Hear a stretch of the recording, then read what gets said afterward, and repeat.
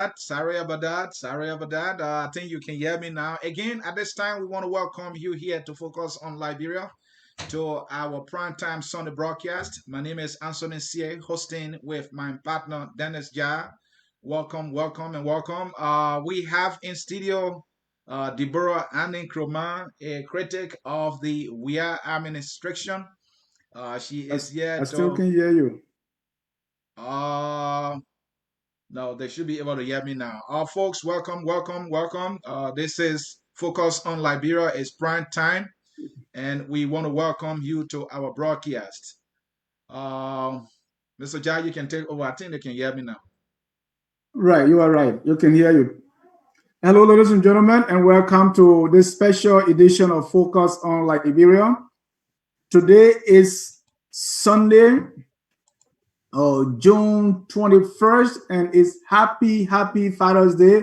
We want to say happy Father's Day to all the fathers out there. My name is Dennis Jai, and we are broadcasting from Atlanta, Georgia. We have our special guest, and today should have been a debate, but for reason we're going to share with you later, we have just a critique of the Weah administration from an opposition perspective.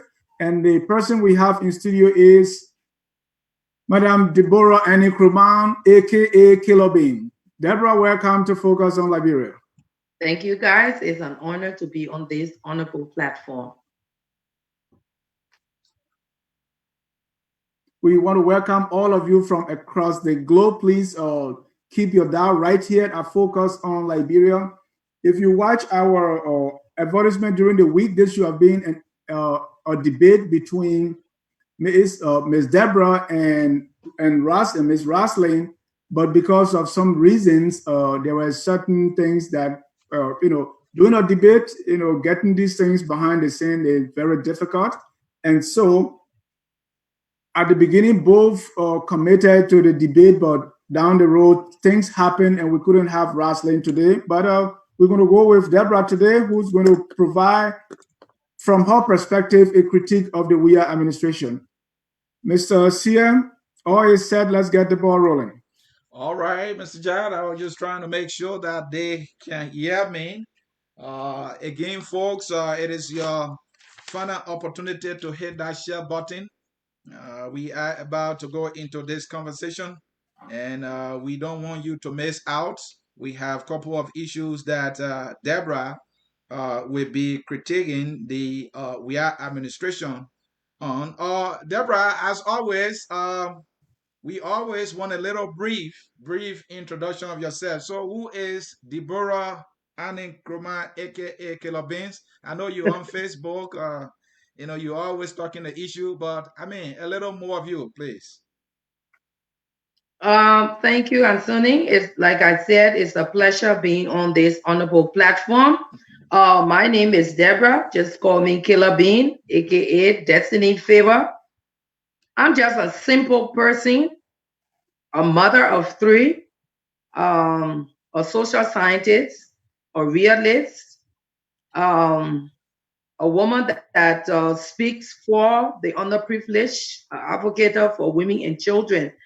Um, I'm just nobody trying to be somebody and telling everybody that collectively as a team we can be somebody to move Mama Liberia forward.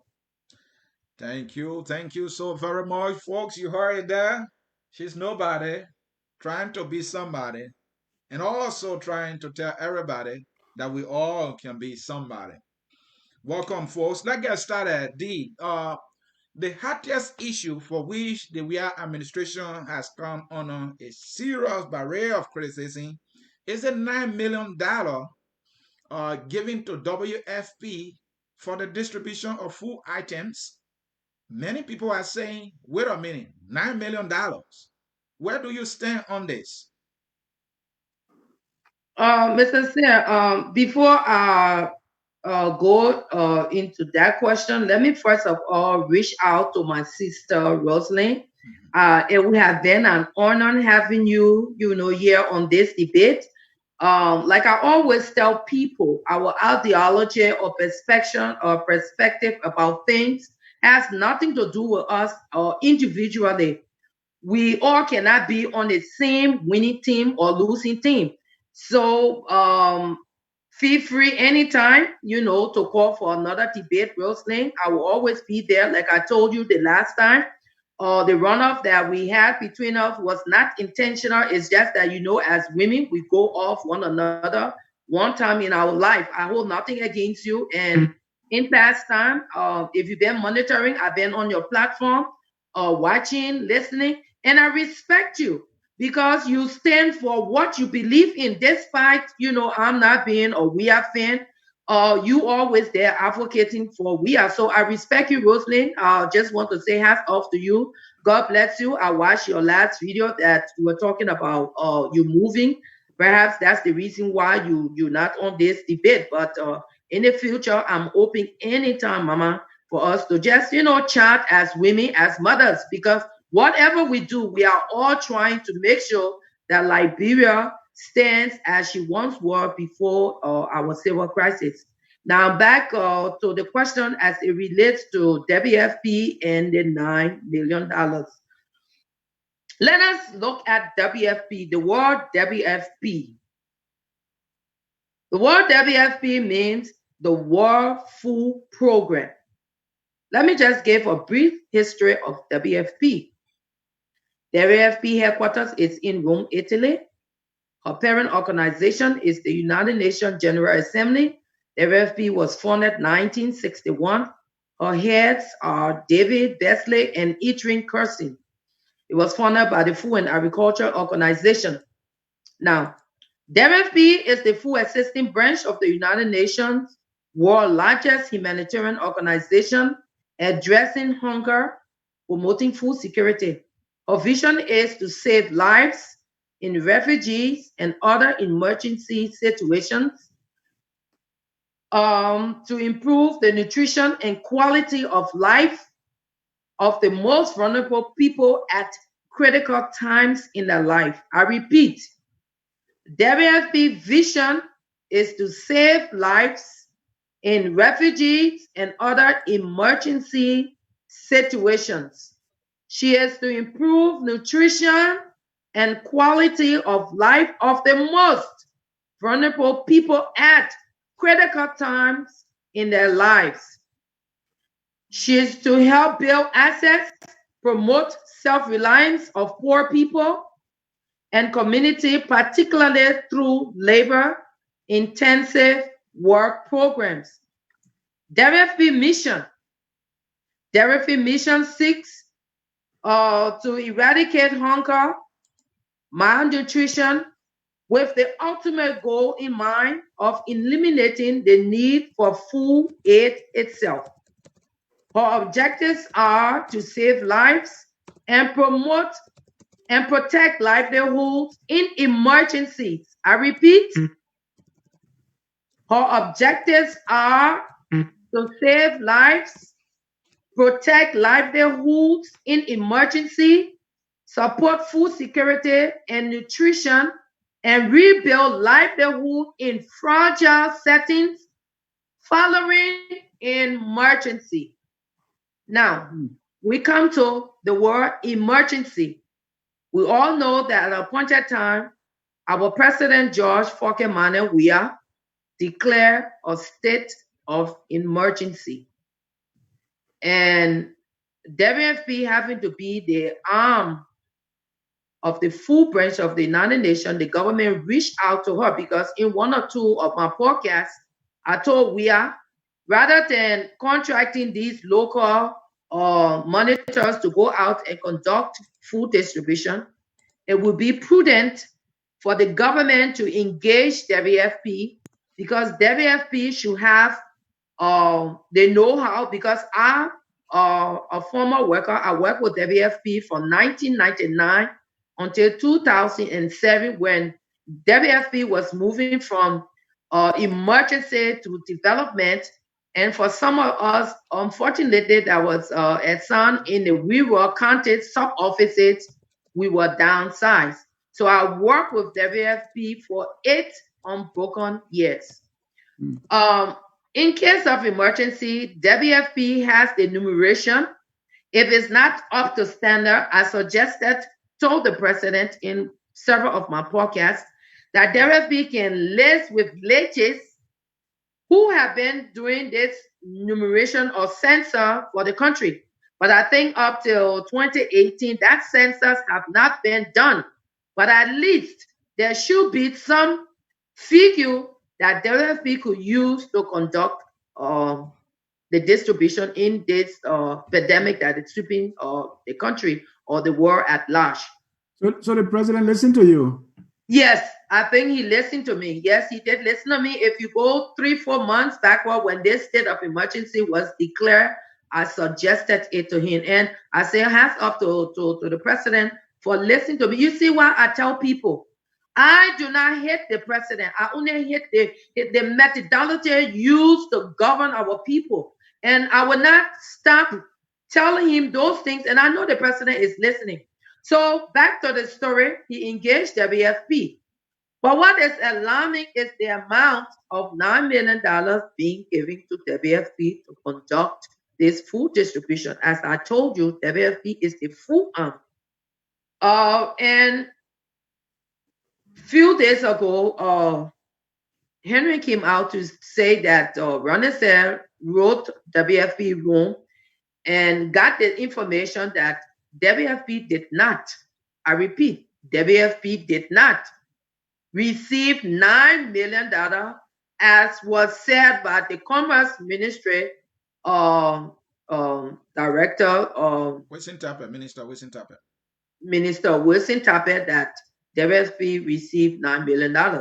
WFP made a clarity that at no point in time she received $9 million, but rather it was 6%, which is $1.5 billion that was allotted for this distribution. So the $9 million, if you take up the 1.5, we have $7.5 million in the wind. The government needs to come out to tell us where is this $7.5 billion.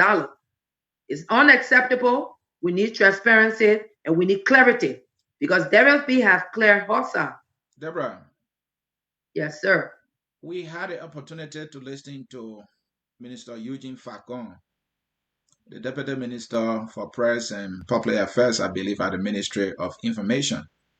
And he explained that the $9 million is the cost of the distribution.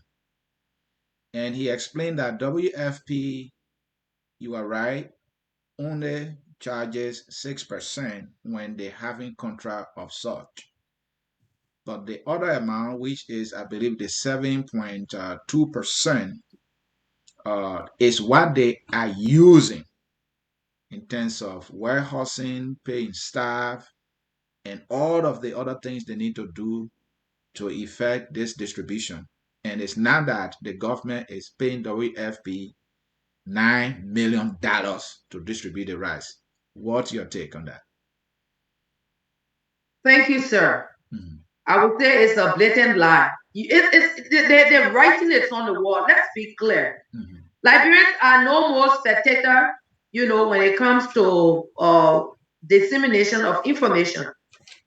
Wilson Tappet said $9 million was given to WFP as their fees for this distribution. All right? Mm-hmm. Period.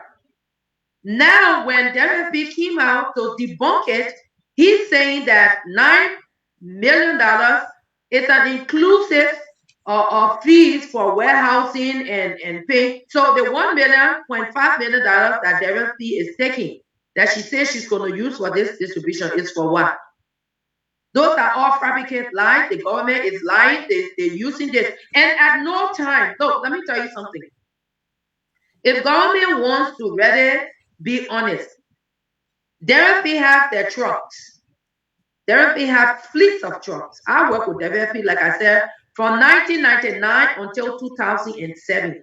WFP have their own fleets of trucks. The only thing WFP will need is to fuel it, pay the drivers, pay the monitors. So that $1.5 million is sufficient to do that. Now, when you talk about storage, let's be honest. The 13, the 16, let's say 15 minus Monserrato.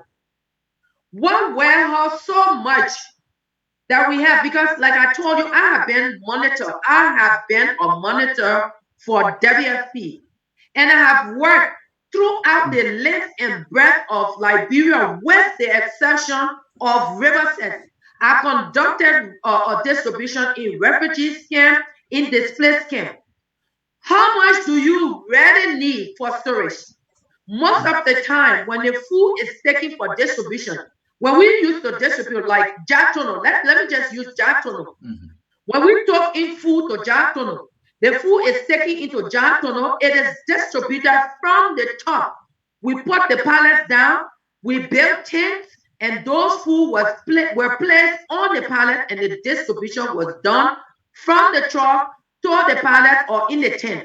Now, in the county, let's go look at Nima or Bong, all right? Because I did distribution, carry, Mamu 1, Mamu 2, EJ Yancy in Bong.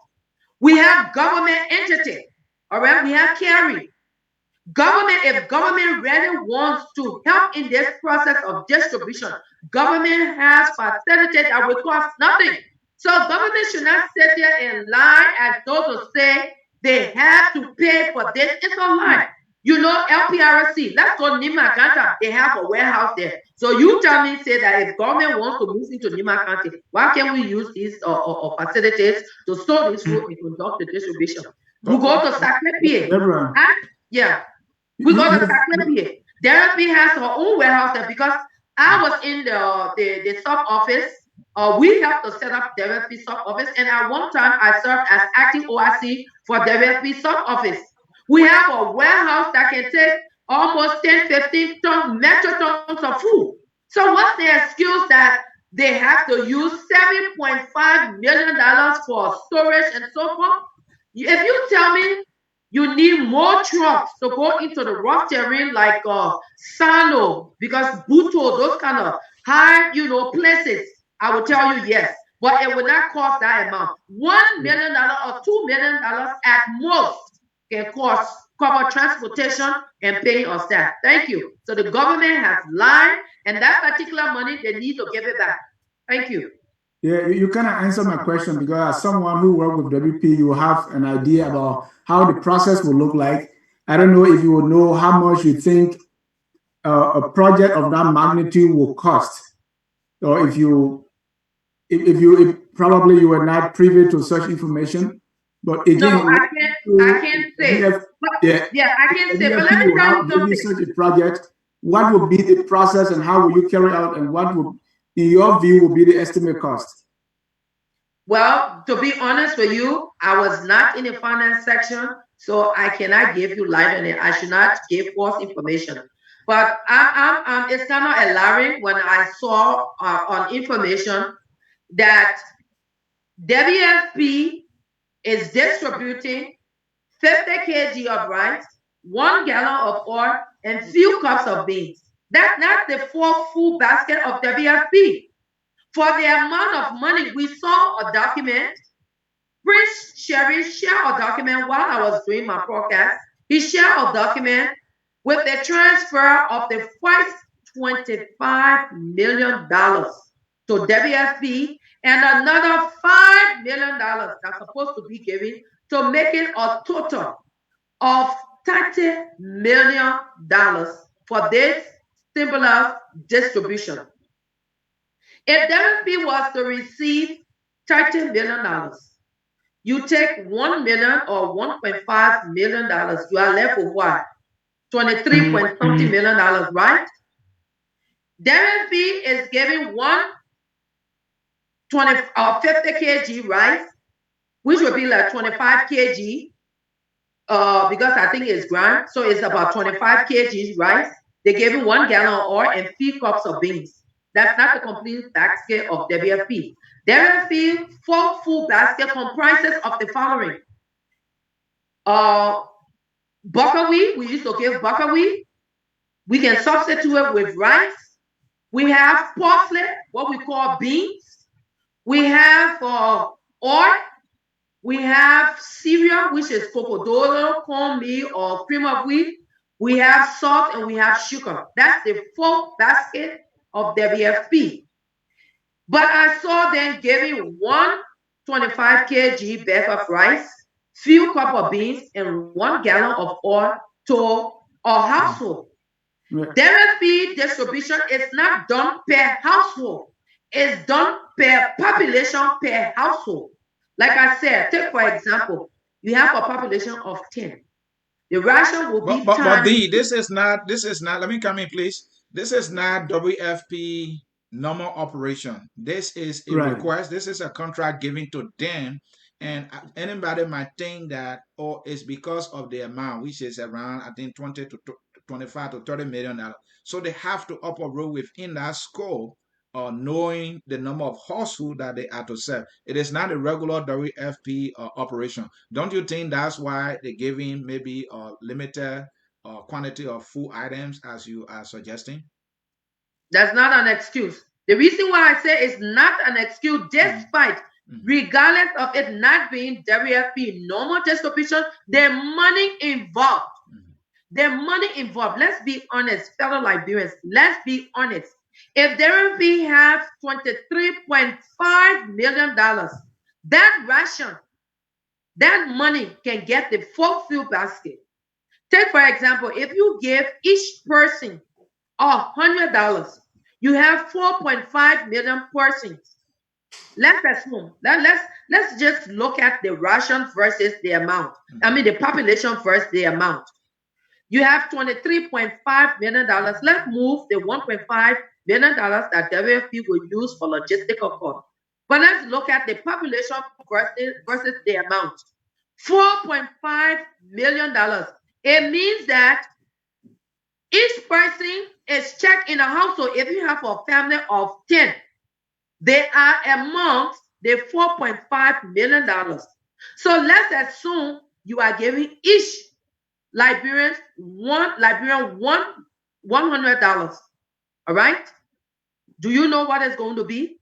If you are going to give each Liberian 4 million, you take 4 million from the money and give it to each Liberian. That's $4 million. You know how much you have? So that's what I'm saying. There's so much money that WFP can give the full food basket, period. All right. Let's conclude on this. If you were, I know you are saying the government, their methodology is wrong. If it were you, how will you advise that this food be distributed to the Liberian people? Thank you very much. Sir, I'm in the United States of America. This is an emergency and it is called emergency. Things are not normal. This package is called the stimulus package. I believe the best that and the government would have done was to give the people their money.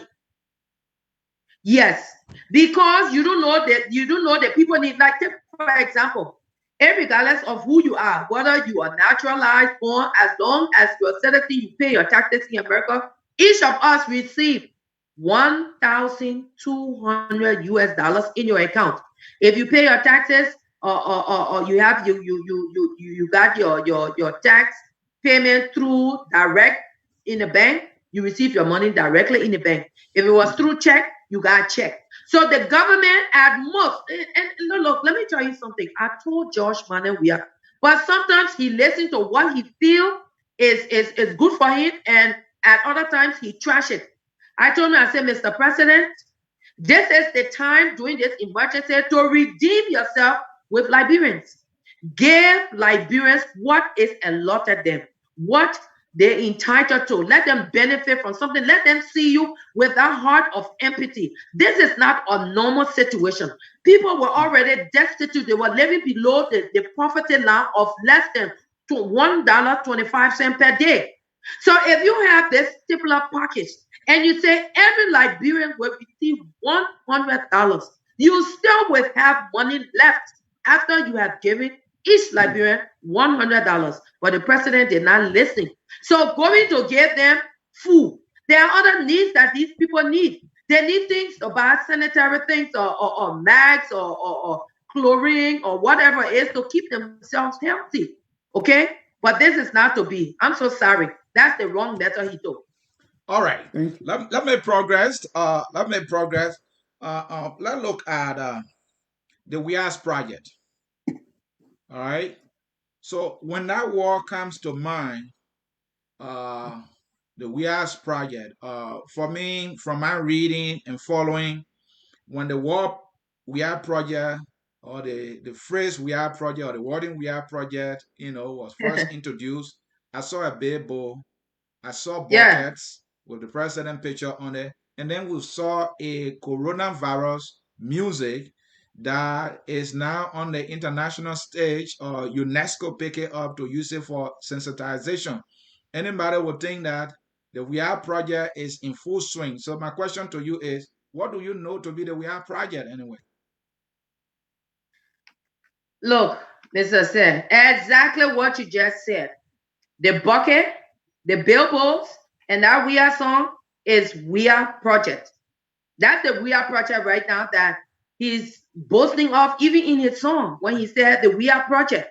That's it. The billboards and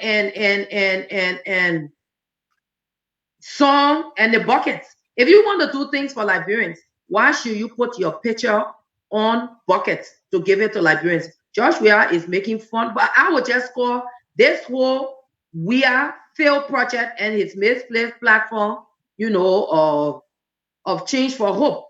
Okay? Josh Weah Change for Hope platform have changed to suffering, marginalization, inequality, favoritism over professionalism, nepotism, raping, murder, abuse of power of the very citizens who brought him into power. George Weah administration is a failure, to be very frank, because he made himself God, that his crooked followers should idolize him, hail him for being greedy, self-centered, lack of empathy with his agenda of me, myself, and I. Most of the time, if you hear George Weah addressing the nation or talking about project, it's always me, myself, and I. All right? To the extent of stealing 16 billion, 25 million, even the international 25 million, to live that lifestyle. The lifestyle that George Weah did not live when he was world best, African best, European best. Deborah. These are just few of our narcissist, Pharaoh, healer, Pharaoh, president failures. Now, Deborah. yeah. You are using some strong words there. But let's come to the key one. You said failed projects. Yeah. And I'm coming to has it. completed the 14 military hospital. The president has released a song that I think UNICEF want to even use to fight corona. One of these bodies will use to fight corona. Yeah, UNESCO. The president has also distributed buckets and distributed food. Don't you see that some of those projects succeeded and you call all of them failed projects? Look, let me be honest with you. Like I said before, the last time I live, I played George Weah song. It's a beautiful song. It's a beautiful song. I hail him for it. I mean, he put the words together, but he needs to go more beyond that. There's so much beyond singing Corona song. George Weah have a beautiful voice to sing. Let me be honest. He has a beautiful voice to sing, and he can use it better. He needs to do more proactiveness, interaction by giving back to Liberians. He needs to improve the life of Liberians. It's not the song they're going to live by. Those are mere words. Liberians cannot live by the mere words. Yes, UNICEF can use that song because we made George Weah, when I was in the employ of UNICEF, we used George Weah as an ambassador for UNICEF, simply because we felt that George Weah could bridge the gap of reaching millions of Liberians through sports. All right? It was not based on his intellectual or whatever it is. It was based on him being a world best and being able to bridge that gap of sporting activities through, especially the youth. So we cannot base and say because George Weah made Corona song or he got buckets or on billboards, so that's going to improve the lives of Liberians. No, it's something that he did for himself. I applaud him for the song, but that's not what Liberians need. So let me go to George Weah field project. I'm coming. I'm laying the premise. All right. Some of George Weah promises during his inaugural address. George Weah promised to establish an agricultural bank. which was intended to give loan and grant to Liberian farmers. George Weah promised 1 million Saga free show worth of 1 million jobs. Remember when he said he's going to create 1 million jobs, especially for the youth? Where is it? I'm naming George Weah failed projects. That's why I said failed projects. He promised to establish the agricultural bank that would give loans and grant to farmers. Was it done? No. He promised 1 million jobs. The Saga free show. You know, it's easy to talk. Words are easy to talk, but the implementation is difficult. 1 million jobs for the youth. We find most of our children still languishing in the streets. Most of them becoming Zokos. All right? And we find people going out in the street feeding them. And we'll come to that. Feeding them. And he sits back and say that he created jobs for what? All right? The RIA 4-lane road. Do we see RIA 4-lane road? No. We don't see anything like that. Okay? The construction of a rehabilitation center for our boys' daughters, who we made. George Weah Wapa, remember there was rumors flying around that he supported Model. All right? So where is this rehabilitation center that I think Claire Weah was going to call City of Hope? We don't see anything like that. All right? But we see warlords like Prince Johnson sitting down, the senator for years and years enjoying. While those very boys that was used as child soldiers are still in the streets being fed, baking, stealing. So that's a failed project, all right? Where is the establishment of the Technical Vocational Education Training Act that George Weah was to establish, that to give these people quality education? We don't see that. That's some of the failed projects. The establishment of the HSP, all right, program, the health subsidy program. That's a failed project, all right? The establishment of food bank, one in which will guarantee food security and mitigate malnutrition. This also will ensure that Liberia grow their own natural food and depend less on importation of food. All right? If George Weah had this food bank in place, although we say George Weah been in 2 years, but a lot of things will have been done in 2 years or almost 3 years. We don't see that. Where is the repair of all MTA buses? The buying of new buses. We saw new buses coming in, but those things are all being diverted into private use. All right? The government come with show for, oh, the government of India gave this, or this government gave this. Yes. We see these things. But actuality on the ground, are Liberians benefiting from these buses? No. Nothing is happening. Those things are being used for George Weah's own business purposes. The promise of job or natural housing census is long overdue since 2018. And that's why I said, okay, which is most needed now as an emergency. We don't have that statistic of population to work with. Yeah? Just let me announce the show. Ladies and gentlemen, if you are just joining us, this is Focus on Liberia. Our guest is Miss Deborah Annie Kroma, and some people call her Killer Bean. And if you look at other title of this show, you just say Killer Bean Unplugged. She's here and she's not holding back. She's not mincing words. She has provided a critique of the George Weah administration as she sees it. So we will soon open our phone lines, but get ready, post your comments, and let's get into it. Back to you, Mr. C. Thank you. Let's slow you down a little bit and ask questions. You put a lot of information out there against the Weah administration. One of them that caught my attention is you accuse the Weah government of being a government that is killing people. What proof do you have that the government has killed people?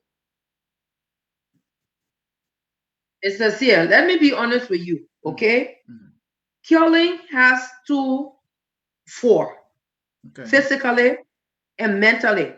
All right? Mm-hmm. When your citizens do not have access to affordable goods and services, that's a means of killing. When citizens work and are not justly paid, that's another means of killing. You have our mothers and fathers getting up 3 o'clock, 4 o'clock in the morning. Some of them do not even have money to go to work. Some of them walk just to reach the work. And after working months, they have not paid them. Take, for example, what happened recently, the protest that took place for these guys, the waste management guys that was out there cleaning our Vera beaches. Mm-hmm. Most of them were seditious. Isn't that killing? That for 21 months, these guys were cleaning dung, feces, or common poo-poo. All right? But we saw Zoka Weah, all right, sitting at the Ministry of Youth and Sport and refused to pay these people for 21 months. Are you kidding me? And there's something that caught my attention in there. These guys were to be paid $70. But according to Zoka Weah and others, they said he and Josh fucking Manuel Weah decided, there's rumor, it's yet to be proven, that the $70 was too much. So they reduced it to 40. Even 40, they could not even pay. Let me just tell you something. So the question I asked you, you only talk about the psychological killing, the figurative aspect of killing. Yeah, Is there any physical killing you know of? Yeah, I'm coming. Yes, these things I'm coming. So if these people are supposed to get their just wages for working and you do not give them, that's killing. You know what is killing? Fathers are being demeaned. Father can no more stand up as men in their homes. Because if you cannot provide for your wife, when you talking to her, she say, oh man, get up from my face. What is that? What better? What better is because government is not paying these guys sometimes, and vice versa, both male and female. Now, when you want to talk about the physical, there are a lot of things that took place since George Manuel Weah came to power. Look what been happening. Look at Lawrence that got killed on Roberts Field Highway. We know the government hand was involved in it. It was not a normal thing. Look at what happened to the guys that were leaking out just when the central bank issue came out. The saga. The guy was about to release information. All right, the guy got killed. Accusing the Weah government of killing Matthew Innes. Of course. They killed the guy to kill last spirit. Look, you don't have to be a rocket scientist to know that the government was the one behind this killing of Lawrence and this guy. Look what happened to this other journalist, our son that was killed in Kawa recently. The government is doing a lot of killing. All right. Now look at District 13. District 13. When the senatorial or representative something was taking place, we saw what happened Jefferson Kochi with guns. People got killed, but they hit it. There was a video circulating that from that demonstration, all right, there was secret burial. All right, secret burial was taking place. The government is involved. Do you hear the government condemning these murders and things that coming up? No. It's hush, hush, hush. So the government hands is not clean. Period. The government is killing our citizens both physically, financially, and verbally. Period. So this Weah's project that you are going into, those Weah's personal project, the bucket, the coronavirus song, and what the baby. What's about other national project? And who benefiting? Don't you think Liberians are benefiting from this project? What are nice the president personal project? Don't you think Liberians are benefiting? What personal project? The bucket? What bucket? Josh Weah is only using the bucketing with a picture on there so people can vote for him 2023. That's all. But all these things. It's not campaign yet, so how can you say the president is running campaign? We're not in Let me tell you something. Every day the president is running campaign. When he goes to his party headquarters, he cannot address the nation, but when he's at his party headquarters or was he in the church, he talks about it. If you are some person, you know it's a campaign. So that Josh Weah don't have to say I'm running campaign. You can listen and know that Josh Weah is running campaign. Look, guys, let me go to the project, this failed project. Josh Weah promised 2,000 street lights across the country, 400 on RIA. Do you see it? The corridor of RIA. It's we have promised to secure a $536.4 million Elton loan and $4.2 million with this BOMFA, which was intended for developmental projects. Do you see it? Look, let me just jump over this field. All the projects, all the promises you see here, all these promises that George Weah made are all failure. Those are all bogus, empty words promises. Let me tell you what happened. You see, these are a few. These are Ellen projects that Ellen left that George Weah tapped into. So let me name some of them. Those are the projects that George Weah don't you jumping and think flying. President Weah stay has some time, right? He does have some time to finish this project. My brother, George Weah cannot finish this project when every day he's in a bottle. He in every little dress, girl's dress. He flying to Ghana every Saturday to What be you with mean by Jackie. he's in bottle, he's in dress, girl's dress? What do you mean by that? George Weah at his Jamaican resort, you heard it. I mean, my brother, man, this thing is no more, hearing it's a disgraceful thing. It's all over on social media. How many presidents do you hear that George Weah got his rooms where he got his boys that are set up the room? That one I always asking, how much George Weah got here transit that he got different rooms. He sleep with this girl, he sleep with the other one. When George Weah leave this government, you know how many babies he will have here? Guys, y'all give me a chance. Let me just tell you. But you are making some allegations that people listening to you will want proof, will want evidence. Now you are talking about the president sleeping around. That is outrageous. Do you have any evidence? Guys, look, we are not rocket scientists. Look what happened to Crystal. Let's look at the incident of Crystal. When she came. And he sent for her. That's just one case. And he sent for her. What happened? There's so many things. Look, so many things happening in our country. But the Crystal case you're talking about, the very Crystal said that she and the president did not have anything to do. She only gave Kalasco some cookies. So why are you bringing the president name in this one? No. Look, Sunshine was the one that sent for Crystal. But before Floke could chop your man Velasco whip it before he could get there. That's the fact about it. That's fine. And so many things happening. So his own boy double crossing. Period. All right. So I beg y'all don't divert me from what I was going to tell y'all about George Weah field project and the project that he's flying around. A project that Ellen had and he went on capitalized on it. So I will always say that George Weah stole this project. Let's look at the Monrovia Buchanan Highway. Before George Weah came to power, that project was ongoing. The Red Ganta Highway. These are projects. I'm going to list few projects that Ellen had and George Weah every now and then he go there, he take one shower, he pour hat on his head, he say he breaking ground. Nonsense. We had the Red Ganta Highway. We have the Pakopin Pipeline Highway. We have the pipeline or Chinese cold storage linkage. From pipeline, you got the linkage that you get to the Chinese cold storage in red like that. We got the 72nd Boulevard Road. We have the SD Cooper, linking SD Cooper to SKD Stadium. All right. We have the AB Tower Road linking Dupo Road. We have the Dupo Road to Zubatan and Rehab, where our Fokke clone live. We have Dupo Road Junction to Red Light bypass.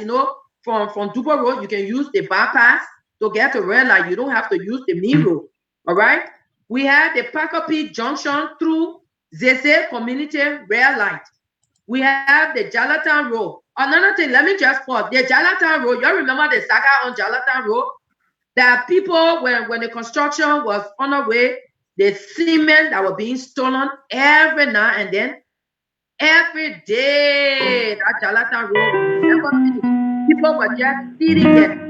So those guys, this project engineer, he the one, working on them. The Lokitan Road, the Car Factory bypass, the Police Academy Road that connects them, the Second Boulevard, Dixville, the Johnsonville Road from Johnsonville to Bannersville Road, Newtown Road, the Carwell Road, Singer Boulevard, another waste of money every day. And that's what I'm saying. It's not only George Weah, okay? The Westman Road, the Congotown Back Road. Let me just stop right there. Let me tell you something. The failure of these road projects from Ellington, Ellen contracted these people that are building substandard road in the country. You know why these people are building substandard road? Simply because when these guys come in, they come in with the intent of building quality road.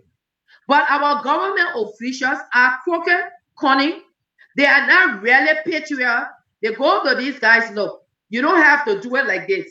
Cut it, gave me certain portion, and I'm being very frank. I don't have tangible proof, but these are these things that have been happening from early time, from double time. This is why from 1847, Liberia is underdeveloped. It's not only George Weah, all right? So I'm going to give it the benefit of the doubt. They fought for Liberia being underdeveloped, that we do not have the private road, despite from 1847.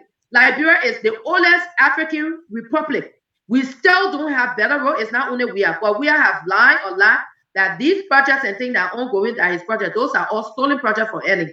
Thank you. Thank you, Deborah. Again, folks, in cyberspace, you are watching Focus on Liberia. It's Sunday, is our Sunday prime time special. And we have in the house a critic of the Weah administration who is providing a critique. Her name is Deborah Nkrumah, aka Killer Beans. I'm here as your host, Anthony Sear, along with my partner, Mr. Dennis Jai. Let's make progress, Deborah. Let's come to Mr. the Sear, issue of. Go ahead, Mr. Jai. Let me read a few comments. Our audience, they are dying to talk to Deborah. Okay. And so let me read a few comments here. Mm-hmm. The first one comes from Eugene. Nelly June said, they are sitting in America and behaving as if they are the best. Howard Mexar said, private citizens, we the Facebook internet citizens have contributed to the wellness of our people. Hold the leaders enrich themselves, or why the leaders enrich themselves and help our people while the stimulus package is still yet to be. Nellis June said people should listen to them immediately and effectively because, okay, Adriano Krumah said, where is the CDC candidate for the debate now? Prince Sharif said, Brother Dennis, this podcast or show is supposed to be used to discuss serious issues. And if someone wants to talk without point or substance, please allow them to use their phones. Again, those are a few of your comments. And then Howard Meska came back and said, I love this woman, a woman who supported this regime, but she's honest enough to hold them accountable, a true patriot citizen, not a sycophant. Prince Sharif said, what is your statistical analysis to prove that people who are on the beaches and waterways project are seditions by percentage? The segment of this show controlled by Mr. Anthony Sear needs to be overhauled and restructured. And Prince, our phone lines are open. You can call in if you want us to send you a link. You can call, you can join the podcast and also provide any counter narrative that you know. Back to you, Mr. Sear. All right, Mr. Ja, thank you. Deborah, let's make some progress here. Let's come to the accountability aspect. Right now, earlier you talked about $16 billion, how money was stolen there, and there were charges brought against some central bank government officials, but those charges have been dropped. There was report that some of them was being recharged, and so I think President Weah is making progress, right, by holding people accountable, isn't it? Holding people accountable. How can you say that? The $60 billion, okay? These guys were charged in 2019, and we see that on May 16, 2020, charges against Charles Selly and others, were dropped. We have in this whole 16 billion saga, we have Charles Selly, we have Milton Weeks, we have Mr. Dober. They were charged with economic sabotage, theft of property, criminal conspiracy, solicitation. Just before the other charges were brought against them, the money laundering in 2019. The 16 billion was dropped against Charles Selly, son of Ellen. What do you expect? Charles Selly is the son of Ellen Johnson. Ellen Johnson is the one that has been pampering George Weah, who brought George Weah to power. She did all her cunningness. She stole George. That's what I'm saying. George Weah needs to be very careful. The 2025, like for me, I tell people I'm very fragile. All right? 2005, George Weah won the election. It was stolen. They gave it to Ellen. Why? Simply because oh, we're just coming from war. Liberia is fractured right now. We need someone with the expertise that can link us with the international world. They took Ellen. 2011, George Weah won that election. He won it flat. They stole it again. You see, I'm very fractured, and that's why I tell people, when I go after you for reason based upon what I see. George Weah won the 2011 election. They did not give it to him again. They gave it to Ellen. And it was during her second term that, and there was bad governance in Ellen's administration. All right? When Ellen came out to say that the money that her son stole, she was going to take the blame. When George Weah became president, did he audit Ellen? No, he did not. Because Ellen was the one that was peppering him, doing all kind of funny things for him to be, to become president. All right. Now you expect George Weah to prosecute Charles Shelly. It's just it's just floor show. All right. For people to say, oh, they put the man in jail and afterwards they just, let me just read one or two things that I got down here, guys. Hold on. All right.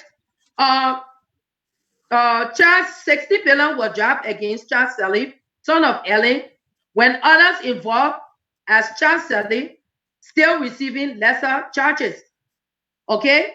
According to Councillor Cephas, Shelly only mistake was, and I quote, Councillor Cephas, the charges leveled against Charles Shelly, Councillor Cephas said, and I quote, Shelly made an egregious abuse of administrative desertion, all right, as it relates to the printing of the first $5 billion. Councillor Cephas termed Charles Shelly ever as a gross malfeasance, adding that action was not criminal, all right? He said, and I went and I defined egregious, E-G-R-E-G-R-O-U-S.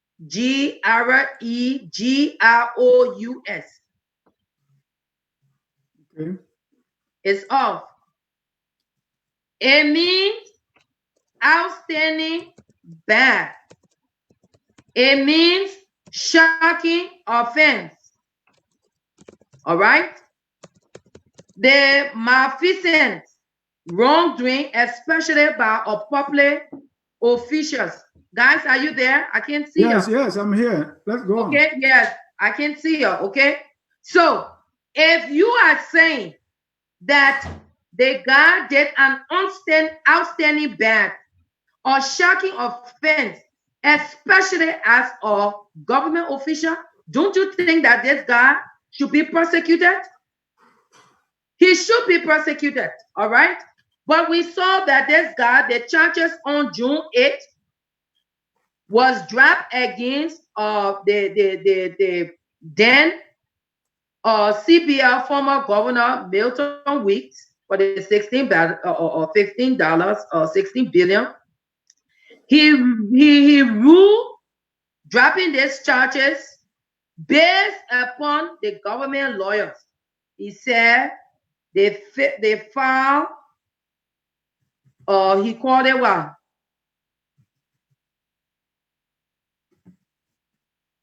Based upon the government lawyer application filed to the criminal court to not prosecute the case, since the defense team did not object to the prosecution application. He said which is free by charges leveled against him.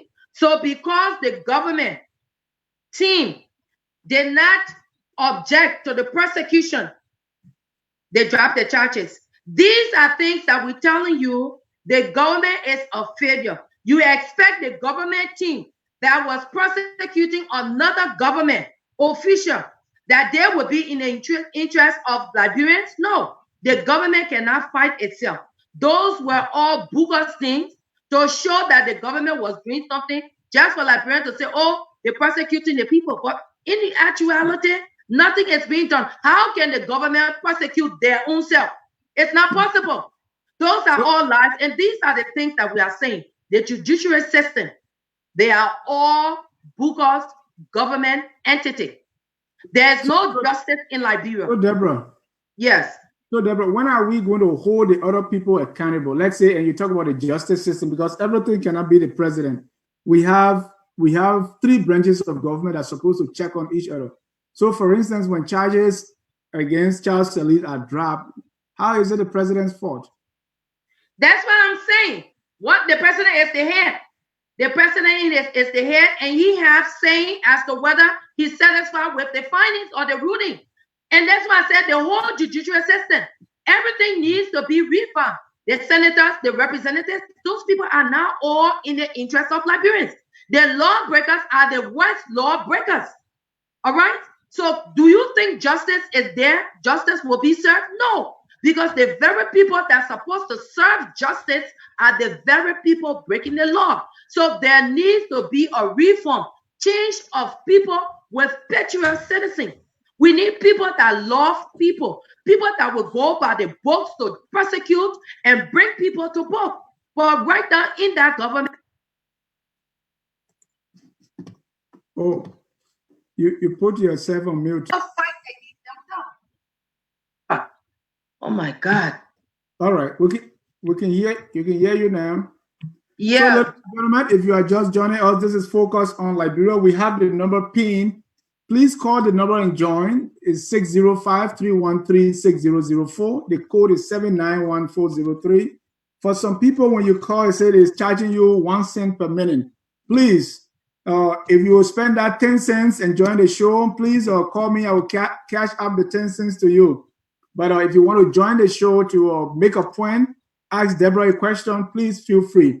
And Deborah, Prince Sharif is dying to come on and provide counter to what you are saying. Mr. Sia, let me just say something. Prince Sharif is a good friend of mine. We talk behind the scene. But I want to be very clear with Prince. Prince cannot dictate to you, and these are the things that I find fought with the sedition. Prince Sharif on his show, we go on Prince Sharif's show, we do detail Prince Sharif how it's supposed to be. So I heard you reading or somebody reading that Prince Sharif is saying you're not supposed to do this. I mean, Prince Sharif, you just shut up. All right?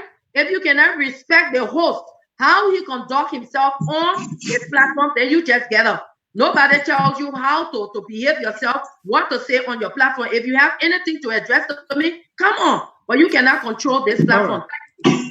Okay, and Prince is here to say what he wants to say. Asuni. Yeah. All right. Okay, so let's go to.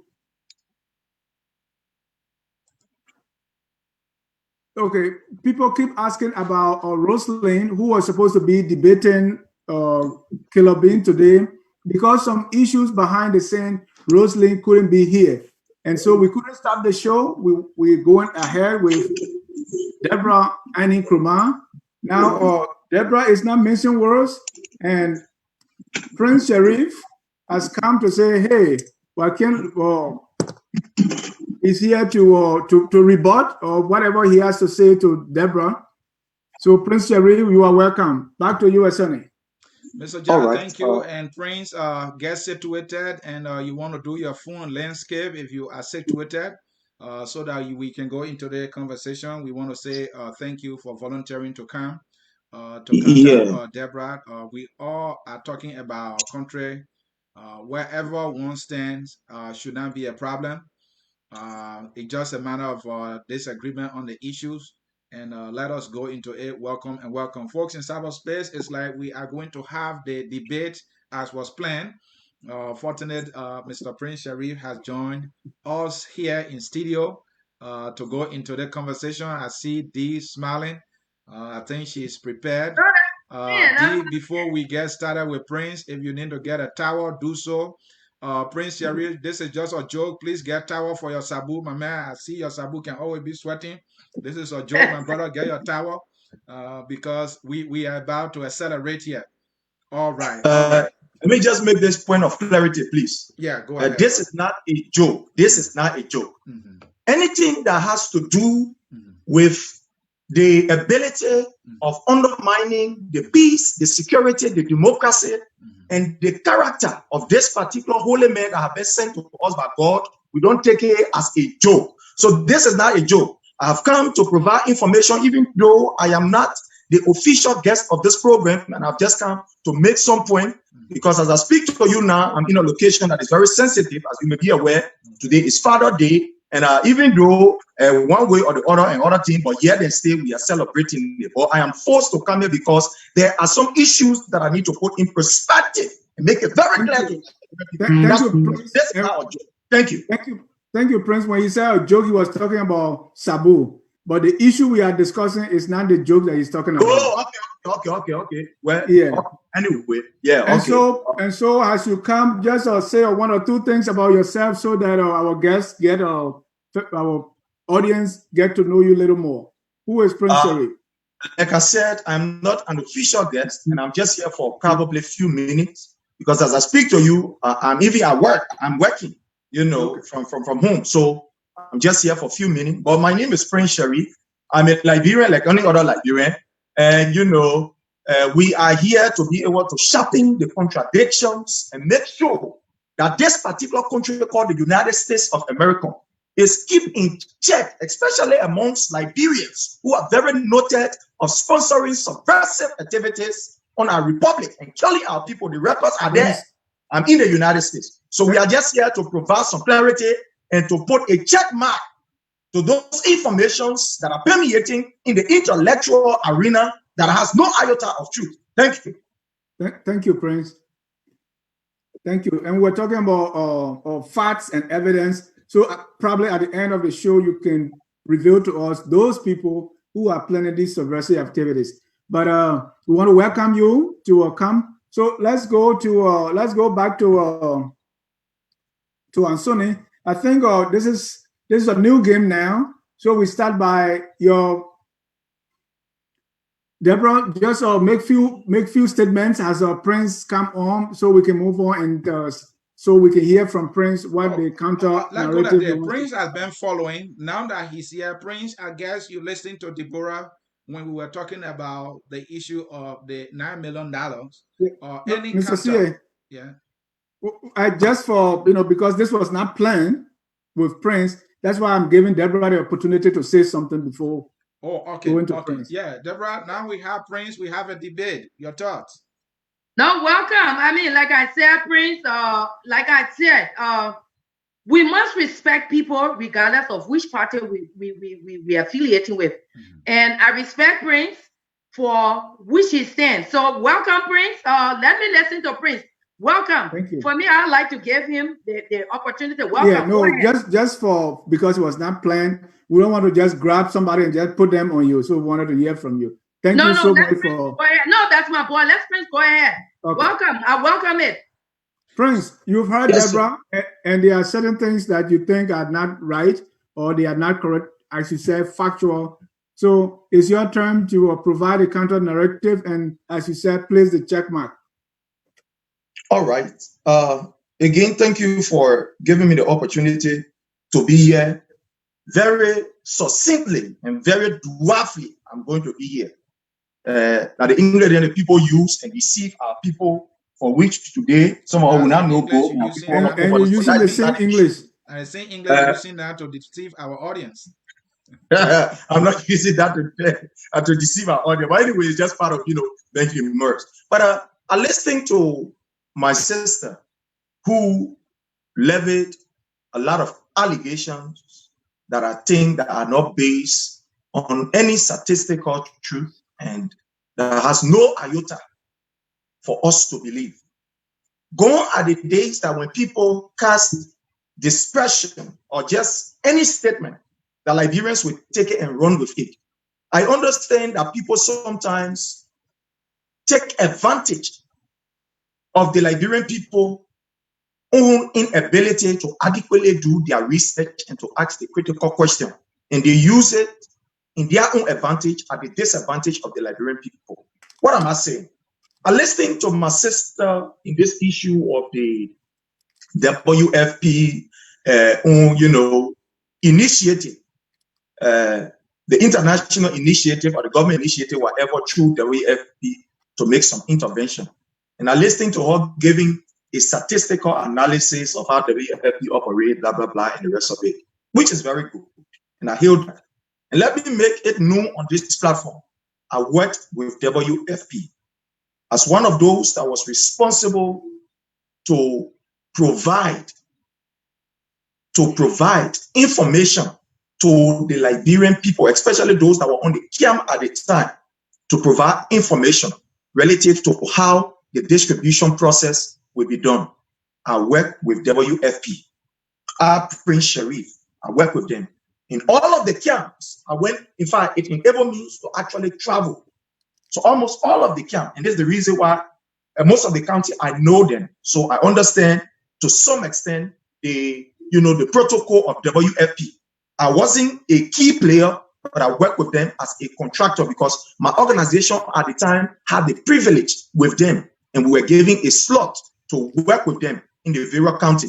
I used to serve as one of the head of the Liberia Scout Association, a voluntary organization, and we were used in that particular process, even during the mosquito net time. In so many instances we were used. So I just want to say this. Now, when you look at the analysis my sister is giving, there are two different issues that we need to bring in context in this discussion. What are those issues? You will look at the circumstances and the time at which WFP was operating. Number first, as the people will say, let's look at the operation of WFP back in the 90s. Look at the circumstances, look at the situation, look at the atmosphere, and look at the mechanism that was put in place. That was a different ballgame. So to judge the current situation by what that happened in the 90s, to want to equate it and to bring those standards, all of the standards, I repeat, all of the standards to this particular situation, I think it is disingenuous, and on this platform, it should not be allowed to take space. The condition back then was Prince, yes, sir. You have said enough premise. Can you go into it so that we don't want to time you? All right. The condition back then was being sponsored by the international community. Liberia people money was never inside. It wasn't the government that was giving WFP or SEF or whatever organization that was giving them money to make a quick impact intervention. It was being done by the international community back in the 90s. Everything was being controlled by the international community because we had no system, we had no order and everything. Come to this particular situation. This situation is an emergency situation in which the government, because of her own ability to adequately manage her finances and have shown some strong commitment with the issue of fighting corruption and putting mechanisms into place, the international community say, we will come to your aid, we will help you with this amount, this specific amount for a period to intervene in this issue of helping your people. And they came in with that. Look at the circumstances yesterday as compared to today.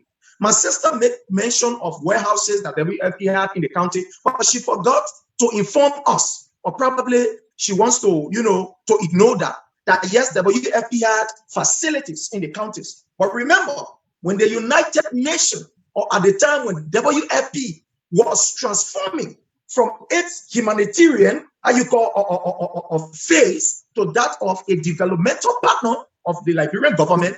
Sharif, let me interject. Yes, sir. Those issues were a side issue. Her key point in this is the 9 million given to WFP is not appropriate, because if she's saying if you take out the 1.8, 7.2 million is just too much for warehousing, for all these things, because they could use the pallets and use tents. So that's the crush of our argument. What do you think of the 9 million given to WFP? I think you should react to that directly. Let me just make this clear. I am not a spokesman of WFP. I'm here in my capacity of Prince and Sharif and as a Weah Barian. as a Weah-barian. We are all Liberians. I said Weah-barian, Prince, if I may add, my brother. So, I said Weah-barian, the government you support, which is your right to do so, did her calculation in consultation with WFP and say, look, this is the $9 million is realistic, it's justified. And she's saying that is not realistic, that is not justifiable. What is your counter? All right. I think that she's been disingenuous to us. Okay. The reason is I provide the information to my sister. When I heard her speaking on this issue, I forwarded all of the communication to her.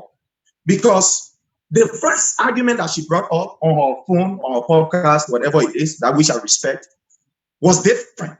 But I provided her the information that government took all of the money, or government remitted all of the money. The first amount that government sent to the people account was $25 million. And the international community, World Bank, sent the balance of $5 million, equating it to $30,000. It was in WFP account. 30 million, Prince. Yes, sir. Now, this is the question. Is the government a signatory to WFP account? Does the government dictate to WFP relative to how they use their money and what they use it for? Remember, if you said that that money is small, let's be very realistic here. Even in this America here, when you want to keep something, you rent a storehouse and people are charged. Like I said, and I was going there before I was cut off, the WFP don't have facilities in those counties as they used to have in the 90s.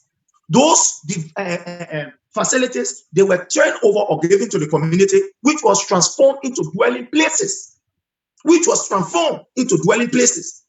WFP, what they are doing is a quick impact project, and they need to rent areas from the community instead of bringing in tents, because bringing in tents will even cost more. Let me tell you this. Okay. Bringing in tents will even cost more. You know how much it takes for you to order one tent from where they are facing it from, Bangladesh or whatsoever, to carry to Liberia? You know how much it will cost? So take into consideration the number of tents.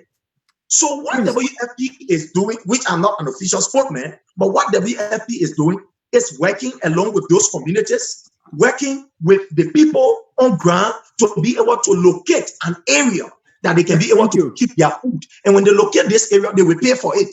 They will pay for it. Thank you. Yes. I didn't understand. You said the 30 million was sent to WFP, so it's not now. But let me give Deborah an opportunity to come in. Yeah, thank you, Prince. But what I want to tell you is the government is crooked. The government can lie. Now, you talk about you working for WFP. I think you work with self. I work as a monitor. You was a subcontractor for WFP, meaning I come in, let me learn. I supervise you. I know exactly. You say you give information to WFP. You do not dictate to WFP how WFP conduct the distribution. So I disagree with you on this platform. We as monitors, we go out in the field. WFP subcontract of these entities, LIURD or YMCA or self, to help in the distribution. There where some of you guys came in. You were only there to either do the distribution or to ensure the mechanism is in place for proper distribution, that dissemination of information telling the people the distribution will start here at this time and something. But you have no direct control with the distribution of WFP. I disagree with you. We, the monitors, we were the ones that received the food when it gets on the ground. We take the total well bill. We do the distribution. We document and make reports. You had no direct contact, Prince, and I challenge you any day to tell me that you were directly involved with the distribution of food to WFP. That's the first thing. Secondly, when I talk about 10, Prince, I am not crazy. I am not stupid. Don't think you're talking to a novice here. When I'm talking about 10, what's your language, though, Deborah? Let me learn. It's not the popular tent that these people import here. When I talk about 10, you know, Liberia is the cost of labor is very, very cheap in our country. When we talk about 10, it is this maybe when you have to wait. Y'all know what will happen when we have to wait. What we do? And we put 10 up. How do we do it? We put steak, we put pork, we put taboli long. And that's what I'm talking about. We put the pallets, we put the food there. We do an open house distribution. That's nothing close up. Now, I talked about granted. Knowing very well, like I said, WFP moved from emergency to development when they started working in collaboration with the government. There are still places that WFP work. Now, if you even going to rent places for this pilot project, it will not cost that amount of money. And that's the point I'm trying to get at. Right. Whether it's a building that WFP owns, whether it's not a building that WFP owns, if WFP is supposed to pay for a building, it will not be in the ton of $9 million. WFP has a fleet of trucks. They will fill those trucks. Even if WFP is subtracting trucks, the fleets of trucks that takes the food off, you will not spend $9 million on logistics for logistics or for payment of salary for monitors that will be conducting the distribution. And that's what I'm trying to point out here. Now, as it relates to the 30 million that was given to WFP, you ask the question, does the government have signatory to it? Obviously, you know. But the region, you don't need a rocket scientist to know that the government supposed to monitor the fund that is given to WFP, that they give what was allotted for the target beneficiaries. Now, because this guy said a lot of things. You're talking about the then distribution. You're talking about the now distribution. The money that WFP has in the term of $30 million. It is not the normal basket that WFP had then. So then, if WFP got $30 million, the basket is supposed to be even more, because this is a one-time distribution, a one-time quick impact distribution. So the full basket is supposed to even be more. So I agree with you when you say it is not the normal time. So $30 million can get more in a full basket. Thank you. Thank you. Prince, this is a question I have for you. Our current government, we all know, is financially constrained. Raising revenue is a challenge. They're not raising much enough. That's why we hear about all these budget shortfall here and there, and recast budget come into being. Knowing this, couldn't the government have streamlined things to save costs at least? Are you arguing that this is the best the government could do by providing a distribution cost of $9 million? Couldn't they have used maybe buildings in the counties, a temporary storage facility? Or couldn't they have as the trucks move in, we'll distribute the rice directly from the truck, and then the government could have saved costs? Are you saying the government could in no way do that, and this is the best they could do and could not save money? I have a question for you first before proceeding. Where you got your $9 million fund that government uses to for distribution, where that information is coming from, please? It is in the document that was released by WFP. That is the cost breakdown of the $9 million. I have it. I think you should have it. You see that government gave it to it talk about the enumeration. It talk about in-country transportation. It talk about supply chain. It talk about warehousing and all that. That's what I'm talking about. I saw that document, but you said the document that you saw, it tell you that government gave them $9 million, or it was a kind of breakdown that was done from the total amount that was given to them. That's what I want for us to make clear. My understanding of the $9 million is the distribution cost, and that's the breakdown I just talked about. And I'm saying the government is aware of that. Exactly.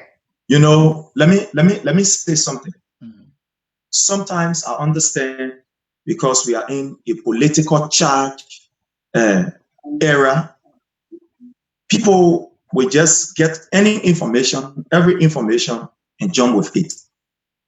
We've asked the WFP over and over and over in time without number relative to this issue of $9 million. At no point in time in WFP clarification or in clarity. They told you that they were using, or they took 9 million, or government gave them 9 million.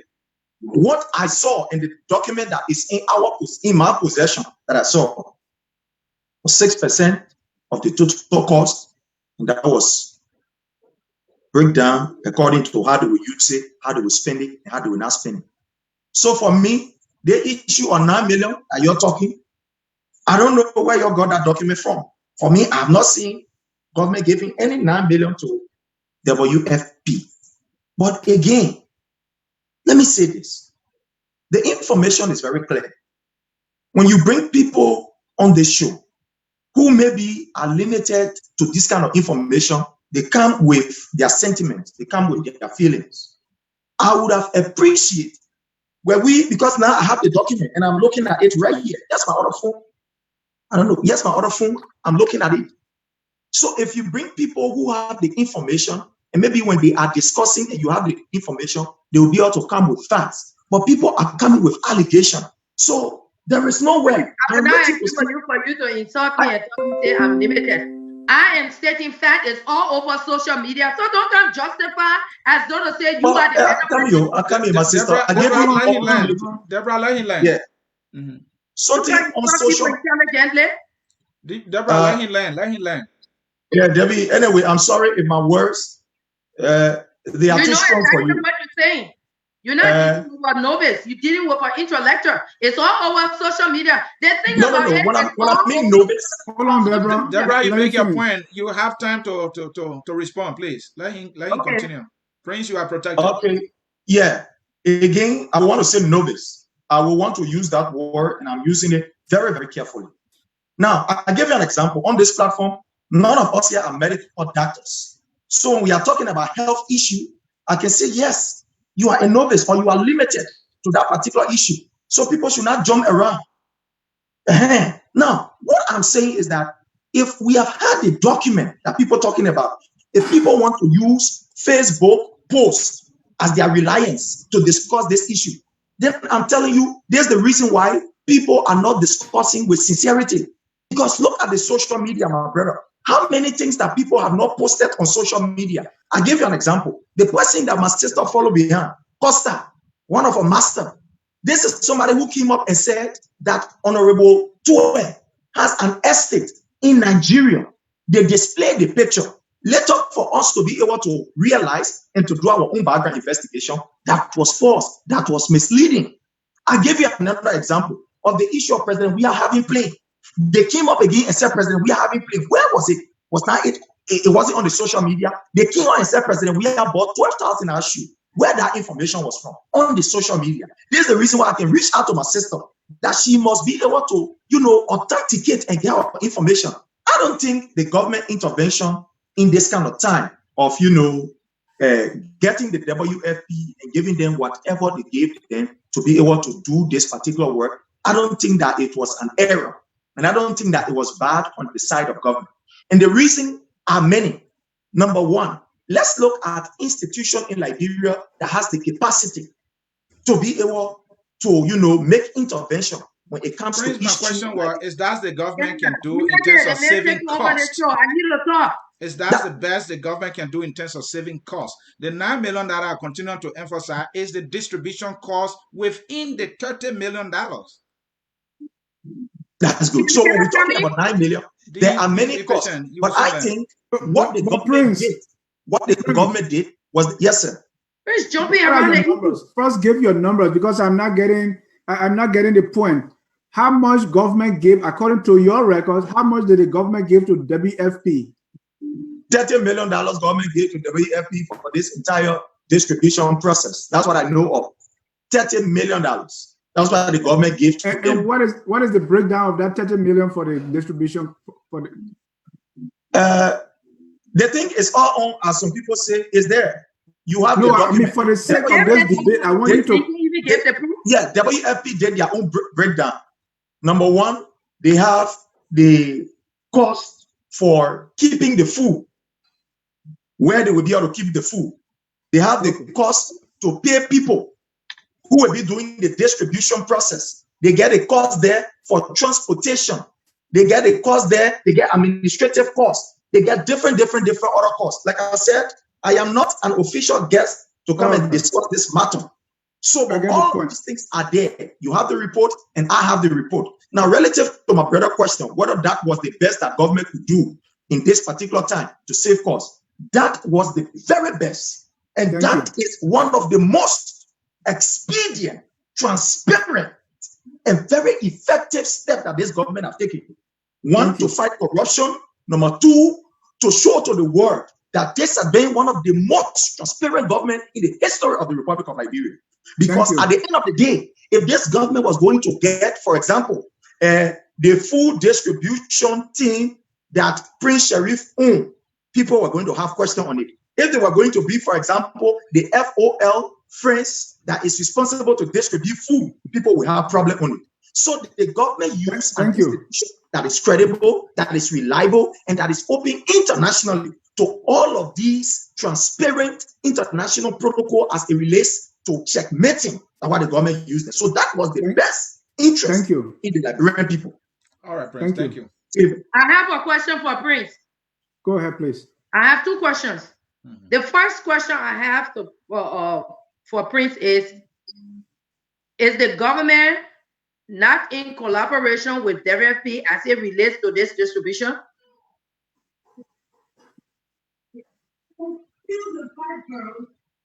Do you want me to answer the question one at a time, or yes, please answer that. The government is working. The government has a team that is working. It's a conglomeration of some of your opposition people and all you were there, but you run away from there. Exactly. Okay. I'm coming to what I'm asking. Okay, this whole budget that was made for this distribution by WFP, wasn't the government aware about this breakdown? Because you start sidetrack the answer of this $9 million. You said government is not aware.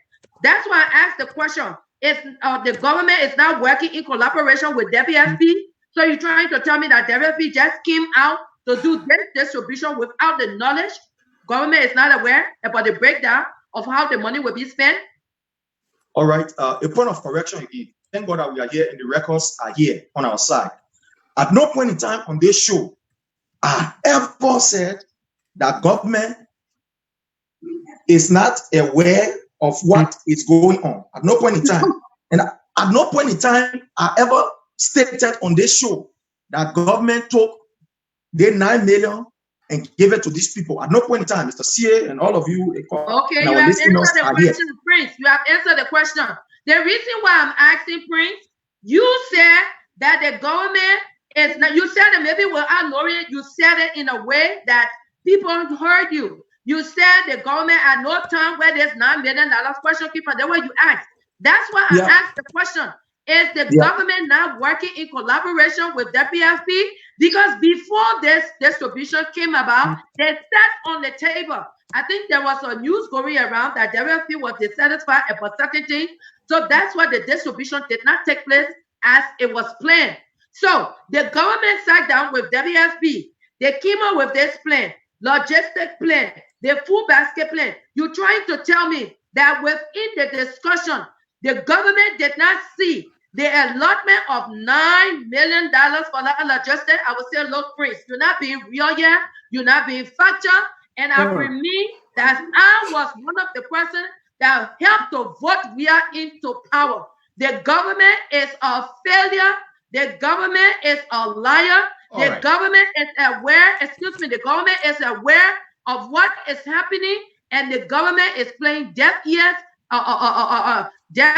to the Liberian people. Let me progress.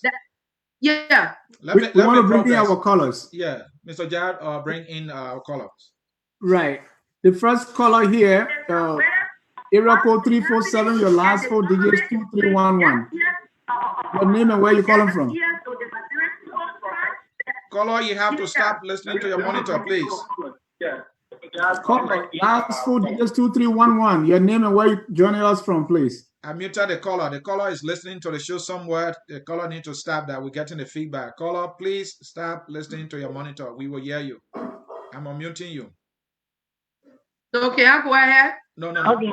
Caller, go ahead now. My name is Pinky Jones, and I'm calling from New York. Welcome, Pinky. Quickly. Pinky, Yes, go I ahead. just want to say something to that. Okay, wow, more big nose Prince boy that is in studio there with y'all. Nobody even invited Prince in there. Pinky, you can't do that here. Pinky. Wow, more Prince. Talk about you. Pinky, we don't insult here, please. Pinky, we don't insult. You can talk to Prince, but you don't have to insult him. You are a lady. You should not be doing that. You disagree with Prince, it's your right, but those insults, so we can continue with you. Don't insult him, express yourself, man. Yeah, let's bring in the man, Jimmy Eastman. Hello, you can hear me loud and clear? Yeah, yes, sir. Hello, Ms. Kruma. I appreciate you being on the program. And Prince, how you doing? I also appreciate you being. Here is my question. Okay, a lot of time when we argue based on conjecture.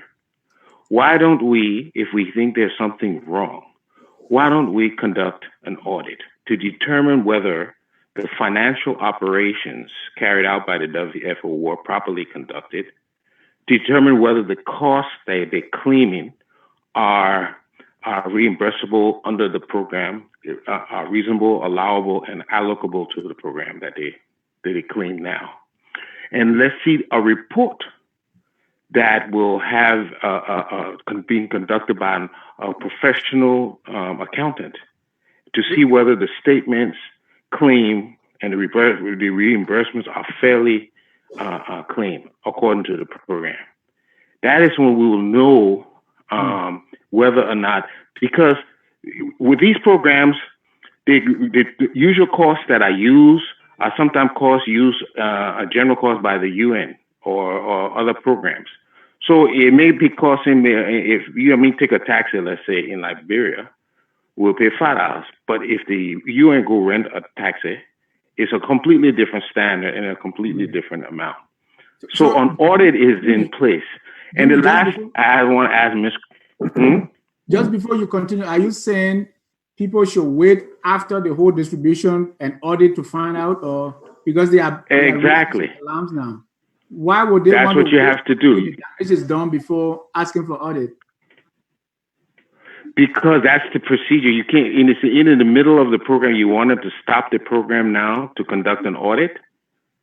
Okay, go ahead with your question. You have to conduct the audit afterwards. That's the only proper manner or ways to do it, unless they have credible evidence that says that some stealing is going on, and then you stop that. And then here's the last question I have. Liberia is, we realize a whole lot of what we see today been existing in Liberia a long time. Kickback, cold water, anything you want to call it. That's been the system. And it's been exacerbated now. It's been exacerbated because we're not producing very much. So everybody is poorer than before, and so they're more desperate than ever before. If you say we should replace the personnel as Ms. Kruma suggests, will you not be replacing it with the same Liberian people? We have seen that. That's why I was elected, because we wanted a change. But we have to be part of that change. Our mindset, our activities have to change. We can't expect it to change if we're doing the same thing we did before. So by replacing personnel and not changing the way we do things, will prove nothing. We will have the same thing going on like it's been for all these years and decades past. So we have to come up with a suggestion that will change the way we do things. Changing people has resulted in nothing, as we have seen. So we have to change the way we do things. And that's my contribution. Thank you. Thank you. Dennis, let's bring back Pinky. I hope she will be able to drop those colorful words. Pinky, we are bringing you on. You have something to say. Please do not use those colorful words, please. Okay, guys, I want to say sorry in there. I'm sorry, but because the way Prince are talking to say Zira, maybe to come hard and not only I'm sorry. Yeah, but I want to say something. Prince, stop lying to the people, because you were never working with the WFP. You were there at the distribution side. You used to go hustle to help, like a day boy, help the people, and then at the end of the day, they give you a day feel called you carry home. But this lady went with WFP. If you go on WFP, if you check the record, it says the name is there, but you print, you were just out there, remember the ball passing around hustling. So give peace and skin. Stop lying to the world, Prince. You speaking. You're not just talking to the people in there. You're talking to the whole world. People listening to you. So stop the lies. Okay, that's what I gotta tell you. Stop the lies, Prince. You're too old for that. And you just put me in there like you were one of the guests. Did that invite you on this show? So if you want to go there to go and at least take part in this show, you should know how to talk.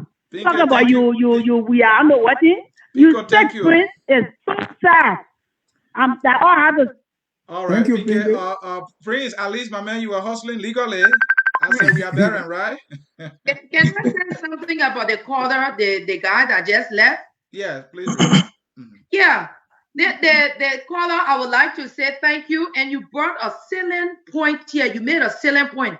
When I talk about changing, like I said, the whole system, I did not just say the people need to be changed. The first thing I spoke about, the whole system, the judicial system, there is no justice. Once that is in place, then you change the people. We want patriot people. Not people that sit out here, whether today I'm sitting out here. Take, for example, I always like to use myself as a case study. I'm here advocating on behalf of Liberians. You take me tomorrow and put me in power. This is why I always using this term, and I keep forgetting. They say internal power, absolute power, corrupt power, absolutely. When you give people absolute power, they tend to corrupt it absolutely. And that's what I'm saying. Because these lawmakers, can you imagine a guy from Boko Noah or Boko Noah is now in the Senate or representative or in the judicial system? You think he get time? You think he have time? No, most of them are not patriots. Because if the senators, the representatives from these very countries were really patriots, the countries for the past 9 years or 8 years or 6 years that some of them been in power, the countries will be developed. We'll not be talking about roads because every year in the budget, there are country development funds. So changing attitude starts with us as humans, as patriots, Liberians. Thank you very much. Thank you. Let's bring in the man, Kesali Double. You don't want Prince to respond to your husband? Yeah. Let's be fair to Prince. Prince, my man, I hope you're not going to hold me in contempt. Yeah, and just Double, then Prince will respond to Double. Full disclosure. I too, I was in Zerikole. They used to. Yeah, Prince, let's bring in Double and then he can respond. Okay. Oh, okay. Yeah. Mr. Double, quickly. Hello? Yeah, Casali. Yes, sir. Mr. C and Mr. Cha. Yes, sir. I want to say thank you very much for bringing me on your show. And Sis D, I want to say thank you too. And to Prince, thanks for coming on. Thanks for coming on, though. But Mr. C, I'm not dictating to you people on this show, but you know, I'm one of those holistic followers of this show. Agree. And I want to suggest one thing to you people. Okay. Please, when you people try to bring people on this our show, this platform is for serious people. This platform is not for jokers. People who are well informed. People who have issues to put out there for us to grab. We don't just come on the show because we want to listen to people talk. Okay? This lady in there is providing us renowned and well-funded information. Even if all of our information might not be 100%, but you took this guy from who claimed he was out there making a whole lot of comments. You know, this probably what the woman was saying that he was coming on board to provide us some credible information, just to come on to tell us that. In the front of the man telling that he's not even on Liberian. People like that, we usually just see on our show. The man came out and tell you that we are Liberian. You know, we want Liberians. We don't want comments. They make you on the show a lie that he was working with WFP, which is a big lie. He did not work with WFP in no way. Having said that, I'm sorry if I want to hard on him, I will go to my point. We want you to respect our guests. And we also appreciate you being a loyal, supporter. But let's give every Liberian the opportunity to be on the show, and express themselves, especially today where we have Deborah and Prince volunteer to come and provide counter narrative.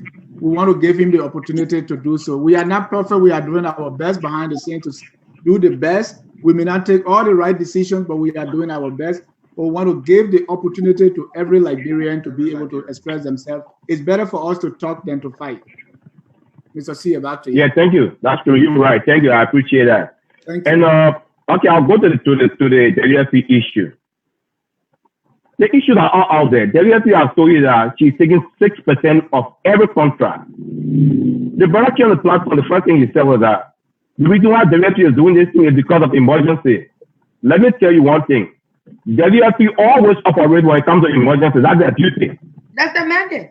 That's how they operate. In 100% cases, WFP operates on emergency cases. They are trained for that. So this is no exception. This case is no exception. They are trained to it. They know exactly what they are doing. The $9 million issue, let's go back to it. The Minister of Information was on air yesterday. The Commerce Minister agreed to the $9 million. The Minister of Information had an exclusive interview on the local media yesterday. He stated he agreed on the $9 million issue. Our problem with the $9 million issue is the breakdown. It is the breakdown. So, my brother, if you are trying to defend the government and you are not informed, do not come off platform like this. Because if you do it, you'll be making yourself shame. You'll be doing bad to us as Liberians. I'm kindly begging you, we young people, we all want Liberia to be better. Let's work in making that country better for us. Coming on this kind of a platform and telling people that we are Liberian in the first place, it's for the substance of the information. It damages everything of what you came to say. Please, since the only tell you thank you very much. And to Focus on Africa, I appreciate you. I thank you very much for the show. Thank you. It's Focus on Liberia. Don't forget that. This is your favorite show. Don't miss that name. Prince, you refer to yourself as a Weah barren, and they are coming after you. Your response.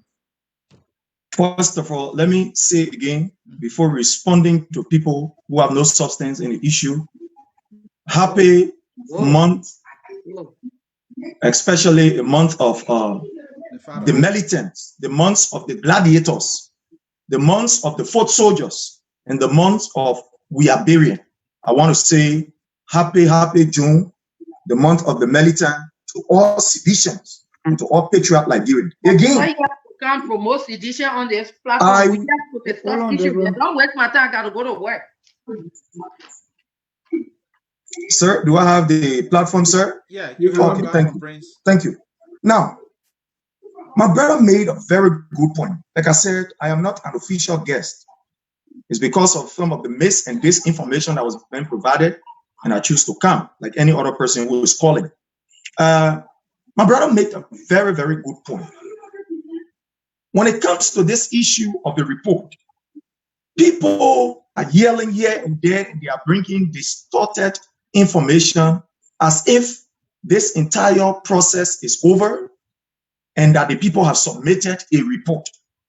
That is the first thing. You cannot put the cat before the house. No, you can't. What all of us are doing is yes, say this, somebody can say, oh, the person said this, the other person said this, the other person said this. As far as we are concerned, WFP that is charged with that responsibility has given us a breakdown of how they will use the money, where it will go and where it will not go. If for any reason anybody have problem with it, I want to say, like my sister was saying the last time, she will carry WFP to court. You know, it's a good thing. I will advise that people start to run to the court. People are now discrediting the legal process now in Liberia. It is sad. It is sad. Okay. Yesterday, some of the people you call heroes and heroines, they went through the legal process, and some of them were exonerated. Some were also brought down guilty. So it is unfortunate when people want to condemn the entire governance structure of Liberia. My sister came from the other side with all kinds of names. Let me say this. I understand. Yes, sir. Can you just go to the question? We're trying to wind down now. I think we've gone almost 2 hours. Yeah, right, Mr. C? Yeah, So let's just, and we have a list of guests, callers on there. So let's be brief. Just go to the point. We bring our callers in, and then we can close this thing for today. Yeah, basically, the people did not really ask, a question. They made comments and use how you call jabs. But again, as I said, I respect those views because that's what we were trained for, to be very tolerant in this kind of, moderate intellectual discourse. I respect the point of my sister, even though she used languages and words that were very foul. And I want to thank you for checkmating it. No, I'm not talking about. No, she I was very respectful from you. I feel launching you. All right. Debbie, he's talking about the caller, Pinky Jones, not you. Oh. Yeah. I need to come in because Prince dominating the whole something. I need to come in. I'm not finished yet. I'm not finished. Y'all let me finish. Prince dominating the whole thing. Like for me, I don't use words. All right? I don't use big terms. I use common English that Liberia can understand. And I'm going back to say, I asked Prince the question, is the government not working in collaboration with WFP? He said they are. The $9 million, the government is aware of it because the cart was placed before the horse was placed before the cart. Before the distribution started, they sat on a round table. It was discussed before it was documented. The commerce minister came out and he read the front page Africa, ran with it. Prince should start brainwashing the people. The writings are all written on the wall. Liberians back home and abroad can see and we can hear what is happening in Liberia. We have to be fractured. The question on everybody's mind, and I want to leave this with you. WFP received $30 million. Let's forget about the $9 million. Let me ask you. The full basket that is being distributed for $23.5 million minus the $1.5 million. Is it enough for a household? You gave 25 kg of rice, you gave few cups of beans, and you gave 1 gallon of oil. Let me just tell you something. In order for Liberia to forge ahead, for development to happen, Liberians have to be honest with themselves. We cannot be abusing ourselves and expect for the international people to fight for us. Liberians are themselves abusing themselves. If WFP were giving $30 million, they took out $1.5 million, according to them, which is 6% of the total amount given to them. 23-point-something million dollars, and then where my point is, the full basket that is being distributed, it is not enough per population or per number in a given household. I will not accept it, fellow Liberians. It is not fair. It's unacceptable. And the government is sitting out there and it's happening to her people. It's not fair. Thank you, Deborah. This time we want to give each of our callers just 59 seconds so that we can have time for our guests. Aliu, quickly. Yes, hello. Let me not lie to us. This is a great show today. Prince, I know you recognize the voice. This is the guy that you and your CDC colleague jump on one time on your show. And it seems like you appear on every show I appear on. So I remember I told you, I said you will continue to disgrace CDC and you try. You'll get 1 minute though. Let me recommend a few things. Yeah, let me recommend a few places for you before I go. You need to be to Class D. The guy they call Rosalie, they kind of show, but they kind of show you where you see other people, sensible people can canto, you must not canto. Let me just ask you 2 questions. One, the woman say you lie, you say you're working with 3 people, you are a hustle for. Is that true? Number 2, you say you got a document in front of you, but you haven't elaborated on anything concerning that document. Do you understand that document? Can you comprehend very well? Thank you so much. I'm gonna leave people alone, man. All right, Prince, keep that, brother. Let's bring in who's next here. Caller with phone number ending in 1954. 1954, last phone number. Quickly to the issue. You have 59 seconds. Yes. Thank you for having me. This is Hawa Metzger, a justice advocate. Let me go ahead and congratulate Deborah Annie Kruman for her brilliant delivery. my mother who brings the topic to the forefront, a woman who also voted in for this regime. But let me go to Prince. Prince talking about tolerance, and Prince blocked me from his platform because as a victim's family, I've also held him accountable when it comes to certain issues that cases that have not been solved and gotten no justice. Okay, Prince said that we get his news on social media. The Prince gonna realize that the Minister of Commerce told the Senate that, and he also acknowledged the $9 million that we are bearing got this information as we got it also from the Minister of Commerce. Did he get that? Number two, Liberia is tier 2 on the watch list for human rights violations. In section 2 of the United States Department report, what is it about several labor deaths, including cases in Liberia, have not gotten justice? Prince said on his platform every day, he said he's a Weah Liberian. So that means Prince is not a patriotic Liberian because he don't address any issue when it comes to injustice against the violations of our women and our children in Liberia. And he said he's a Weah Liberian. So Prince, I already told us today, the audience that follows this platform, that he is not for Liberia, but he's for an individual. Thank you. Thank you, Howard. All right. Please take note, Prince and Deborah. Let's go to our next caller. Yeah. Mr. Amos George. Mr. Amos George, quickly. Yes, sir. 59 seconds. Yeah, Mr. Dennis and Sue, Ansu and Mr. Sherry, happy Father's Day. But yeah, I got a comment and question for Prince. Okay. Prince, you are not, according to you, say you are not an official spokesman of the government. Now, I want to know from you, what are the documents that you're using to come to the public to defend the government on this issue? Secondly, can you provide, or has the government provide us the contract or memorandum of understanding between that of the government of Nigeria and WFP when it comes to the food distribution? Because Minister Tappet mentioned $9 million. Eugene Nambe mentioned it. So if there's any confusion, you don't think it will be prudent for the government of Liberia to present on the original contract or memorandum of understanding between WFP and that of the Liberian government so we can have the matter settled and once and for all?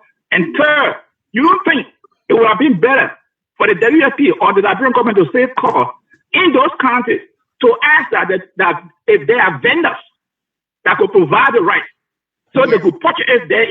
In other words, to give the people some power, economic power in those areas. You don't think that would have been done, Mr. Prince? Thank you, Mr. George. Mr. George, over your let Prince answer those ones. There are too many. Let Desmond wait. He's affiliate member of this platform. Let him wait, and then he can come with analysis. Mr. Sharif, please, you have a lot to respond to. Yeah. Let me say again that I worked with WFP in an indirect role. We served. It came to the distribution of food to our people. And that gave me an opportunity, as I said earlier, to travel around Liberia in all of the counties. I said that and I made it very clear. So for somebody to come and say something else, we don't dignify the personal feelings of people when it comes to this intellectual discourse. When people are limited, they jump into this kind of thing. So I understand. Even if you say I was a hustler, yes, I agree with you. I was a hustler because I was not an employee. I was a contractor. I was hustling and working for them so that at least I can be able to get my own daily bread and doing a genuine work. So yes, I was working with WFP because WFP contracted or contacted some other people to be able to help them in that implementing stage. And my organization was privileged to be part of it. And I was part of that particular team. Now, when it comes to the sister who said a blocker, let me say this. I will continue to block people on my show when you exhibit nuisance behavior. I will not take it. I am from Great Kema and Lofa. We don't tolerate people using invectives on us or on our elderly people. We don't take that. I block my sister because it's very simple. When you come on the platform, I agree with you that you have the right to disagree, but you don't have the right to use abusive because these platforms are meant as our records. Tomorrow generation will judge us by what we are doing here. So when you come and you think you will insult, that Prince Sherry will let you go, you are making a sad mistake. You are making a sad mistake. So yes, I will continue to block people who will use invectives on my platform. Oh, I will block them. I have no regret for that. Now, a brother who talked about the issue of me calling myself a Weah, and I'm proud to be a Weah. The month that we are in a different month. This is a month of June, and this month of June is being declared by our institution, by our political religion as our month. And as a foot soldier, as a militant, when I appear, I don't appear in my normal form. I appear in this particular militant move. I appear as a sedition. I appear as a Weah. And what does that mean, Prince? I am a Weah. So I have no regret. Mr. Sherry, what is Weah? What is that? Weah are people who believe in the ideology of emancipating the masses, giving the masses the opportunity to benefit from their resources. Weah are people who stand to defend their nation and defend their democracy intellectually with all of what they have. Weah are people who want to see the good of Liberia. Weah are people who will respect the will and the decision of the Liberian people when it comes to the democratic process. Weah are people who will never back down. Where come from, Prince? The war Weah, where does it come from? Weah was a word that was coined. Was the word that was coined by me. Because when you are a Weah, you believe in the Weah philosophy that says that the people comes first. The people must be given an opportunity. There's the reason why I remember that when President Weah, he was never a president. He left his luxury. He left his home. He left everything. And what did he do at the time? He went on the war front to disarm our people. He did not say, I will send my home and allow Liberian to fight or Liberian to kill themselves. What he did. So the reification we got it. He was able to gain his life in his life. I don't think that's why you're living. I mean, I'm supposed to be going to work. I'm not here to No. That's not what we hear.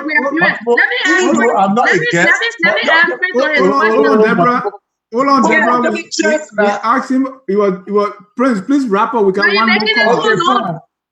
Yeah, he's dominating the show. The things that are supposed to come are not even discussing it. Prince just dominating with part of misplaced terms, words. Hold on, Deborah. Let him learn. He has the flow. Oh God.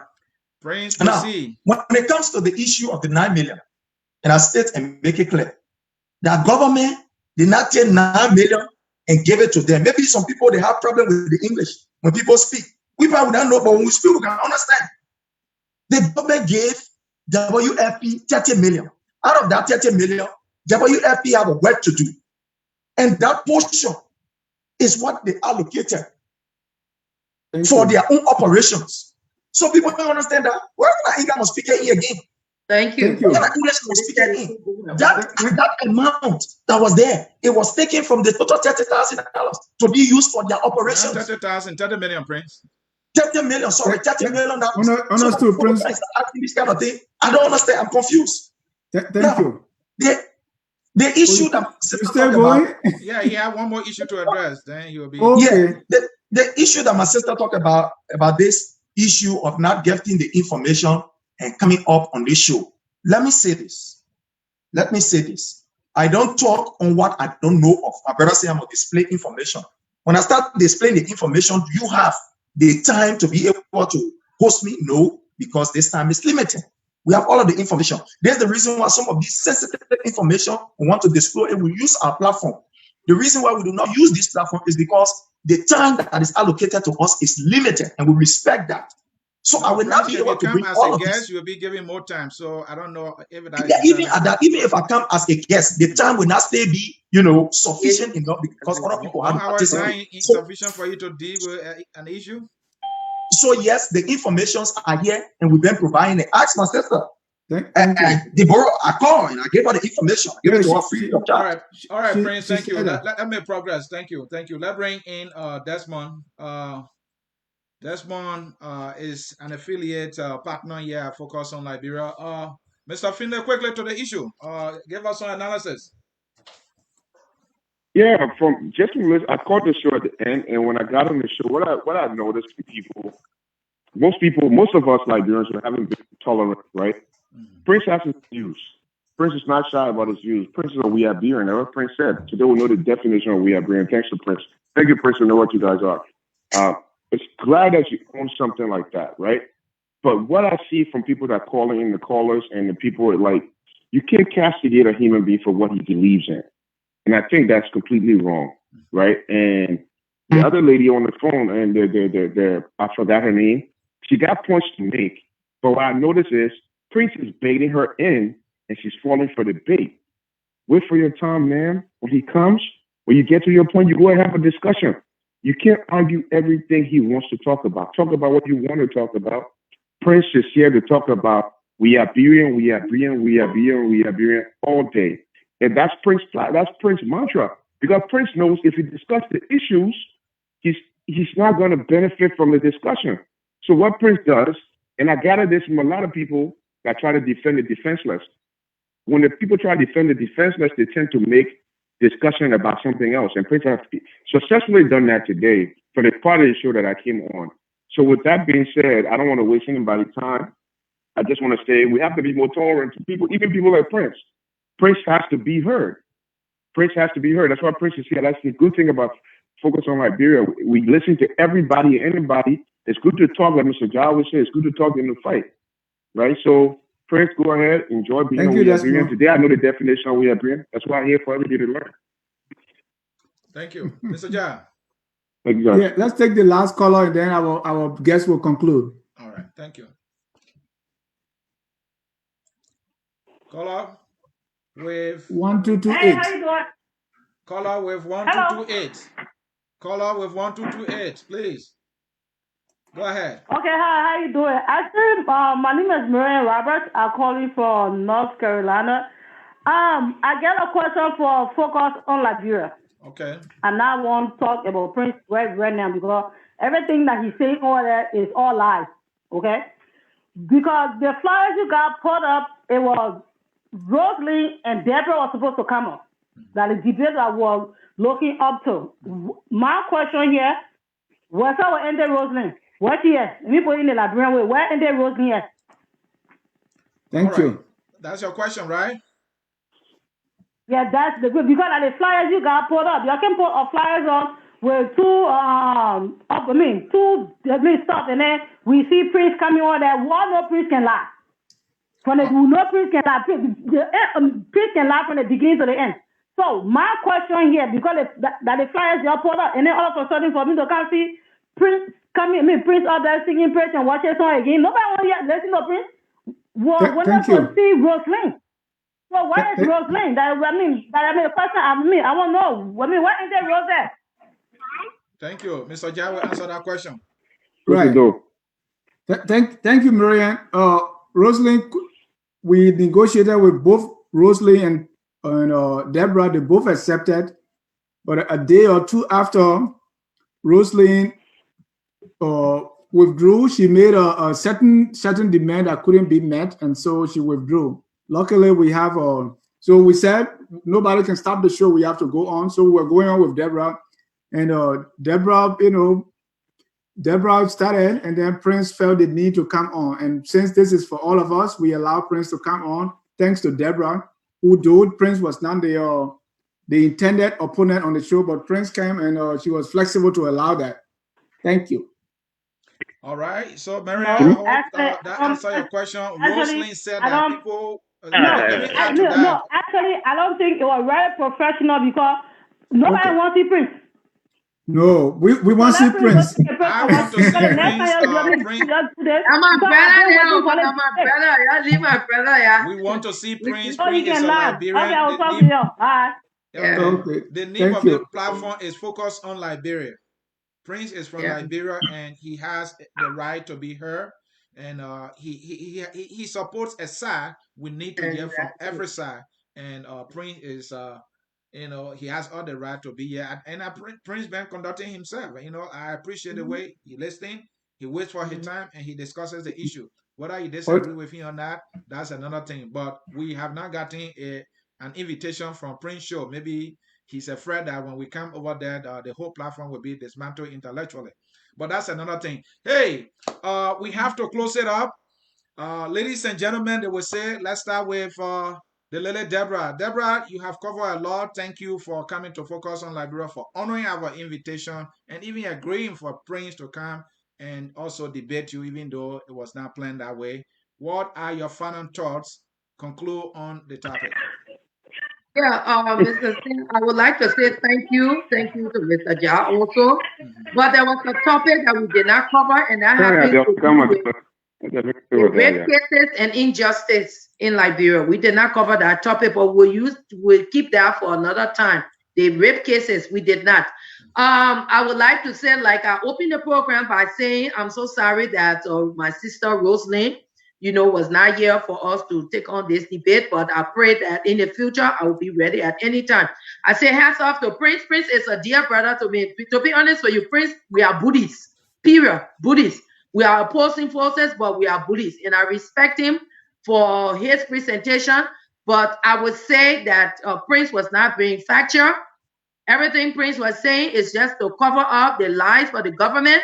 The government is working in collaboration with WFP. The government sat with WFP. WFP drafted the document. The government saw it. The government approved for it.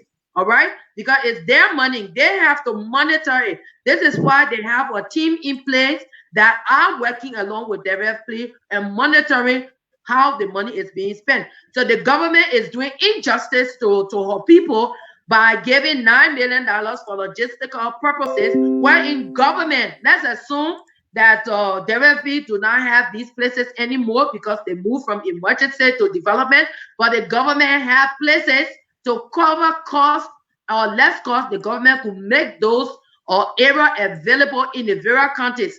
Secondly, I repeat, $30 million or $23.5 million is too much of a money for WFP to give a 25 kg rice, few cup of beans, and 1 gallon of oil. They need to step up the food basket and give it fair pricing, because that's how WFP work, whether it's in a present emergency, past emergency. Emergency is emergency. This money is not from WFP. The money is from the government, given from the World Bank. It should be used for its internal purposes. The target beneficiaries need to benefit, please, because we will be scrutinizing this government and WFP at the end of the distribution. Like what I said, we are advocating for and on behalf of the ordinary citizens, the voiceless. We don't hate the president. We hate the methodology that he's using to rule the country, because he's not leading the country. He's ruling the government. Ruling the country. Thank you so much. Deborah, thank you for honoring our invitation and debating the issue in a way and fashion that you do best. We thank you. We can always reach out to you to always discuss about things that are having impact on our country.